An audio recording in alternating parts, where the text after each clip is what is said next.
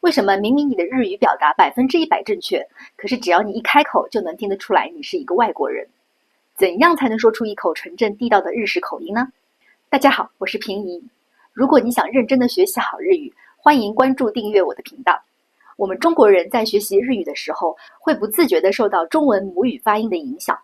导致说出来的日语呢，就会有一点点所谓的中国人口音。那我并不觉得有口音有什么不好，相反，我觉得口音有的时候是我们的 identity， 更不提倡用口音来评判一个人。但是呢，作为一个语言学习者，如果你有兴趣想要了解一下纯正的日式口音，那我今天就来分享一下我以前在大学学习日语专业的时候曾经比较注意的4个方面。第一个方面就是假名里面的一段和 u 段的发音。我们中国人在学习一和 u 的时候，很容易把它们和中文里面衣服的衣和乌鸦的乌联系在一起，但其实它们的发音是很不一样的。中文里面的一和乌往往嘴唇的动作幅度会比较大一点，一，你看你的嘴唇是往两边咧开来的，一，而乌，你看你的嘴唇是往前突出的，乌。但是日语在发音的时候呢，它嘴唇的动作幅度就会相对小很多，一，你看到没有？你的嘴唇不会往两侧咧开，一，而当你说的时候呢，你的嘴唇也不会往前突出很多，那我把中文和日语放在一起发音，让大家感受一下其中的区别，一，乌，大家有发现其中的不同吗？那如果放在一句完整的句子里面的话，可能口音的区别就更容易听出来了。我们来举一个例子，比如一起来，比较标准的日式发音呢，就是一緒に来る，但是如果你带入了中文的口音，它就可能会变成一緒に来る，怎么样？区别是不是就会明显很多？第二个方面呢，就是单词里面的促音和长音的发音。促音就是那个小的 c， 比如苹果就是 apple， 而长音呢就是带一杠的那种，比如谷歌就是 Google。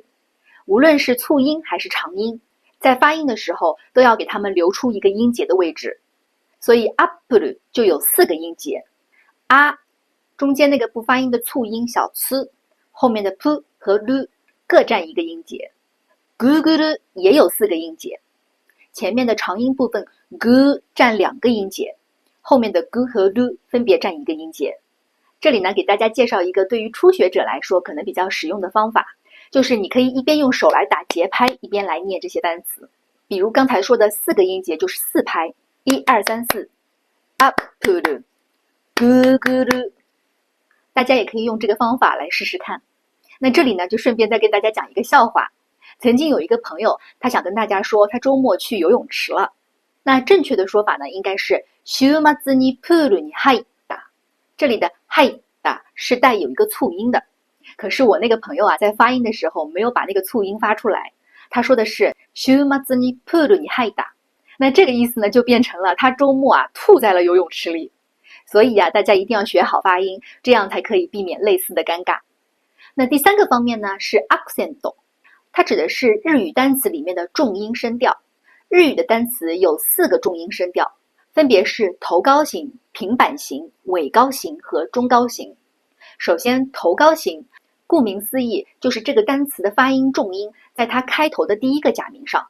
比如哈喜，筷子，你会发现它的重音在开始的第1个假名哈上面，然后后面那个西的音调就降下来了，所以是哈喜。如果用笔画出来的话，它就是这个样子的，哈喜。第2个呢是平板型，顾名思义，这样的单词从头到尾都是平的，没有所谓的重音。比如表示两端边上的哈西，它就跟刚才的哈喜有所不同，它是没有上下起伏，完全平的，哈西。同样用笔画出来，它大概是这个样子的。那第3个尾高型，顾名思义，这样的单词它的重音呢在结尾的最后1个假名上。比如哈西，桥这个单词，你肯定会说哎，不对呀，这个哈西和刚才那个哈西听起来明明就没有任何区别啊。是的，如果只是这两个单词本身的话，的确听不出任何的区别。但是如果后面跟有其他词的话，那就会完全不一样。比如哈西嘎，因为它是平板型，所以连在后面的那个嘎也都保持在同一声调上，没有任何起伏。哈西嘎，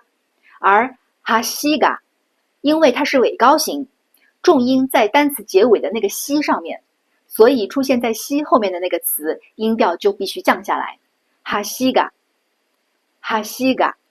这里我们把头高型、平板型、尾高型加上后面那个嘎放在一起做一下比较。头高型哈西嘎，哈西嘎；平板型哈西嘎，哈西嘎；尾高型哈西嘎，哈西嘎。大家能够听出其中的区别吗？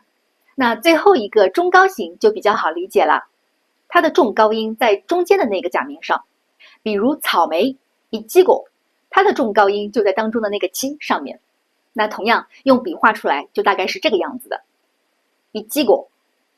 20多年前我在学日语的时候呢，那个时候用的还是纸质的字典，字典里面呢就通常会通过数字来告诉我们这个单词的重音在第几个音节上面。我不知道现在的日语课大家是通过什么方式来查找一个单词的重音位置的。如果有正在学习日语的小伙伴的话，可以在评论区告诉我。那最后我想说的一个方面呢，就是 intonation 语调。intonation 和 accent 不同的是， accent 指的是一个单词里面重音在哪个位置，而 intonation 指的是一句句子的语调，它可以是上扬，也可以是下挫。同样的一句句子啊，结尾是上扬还是下挫，它代表的是完全不同的两种意思。比如行きますか，上扬的语调呢，通常表示的是询问，询问对方要不要走。而如果说行きますか，这样下挫的语调呢，就表示提议，意思是我们走吧。再给大家举个例子，比如でしょう这个詞，当它上扬的时候，通常表示用询问的方式来确定，而下挫的时候呢，则表示推测。请さんも来るでしょ，这里的上扬呢，就表示你在跟对方确认，小陈也会来的吧。请さんも来るでしょ，这种下挫的语调呢，就表示你推测小陈应该也会来的。这里再给大家加一个小彩蛋，有的时候通过 intonation 你还可以分辨说话人是哪里人。比如同样的一句谢谢，关东人说的是ありがとう，ありがとう，它是下挫的语调，而关西人说的是ありがとう，ありがとう，它是上扬的语调。那以上这4个方面呢，就是我给大家整理出来的学习日语发音的时候应该注意的地方。虽然有口音并不是什么大问题，但是如果你能够讲一口纯正的日语，会让你在日本找工作面试或者跟客户交谈的时候更有优势。这就好像在中国，如果有一个老外讲着一口非常纯正的中文，不管他讲的内容如何，你都会先入为主的对他有一个非常好的印象，觉得这个人非常厉害。所以呀，我还是很想建议大家好好的把发音学好。那今天就先到这里，如果我的视频有帮助到你，欢迎点赞评论，我也会继续分享学习日语的各种小技巧。好啦，那我们下期再见，拜拜。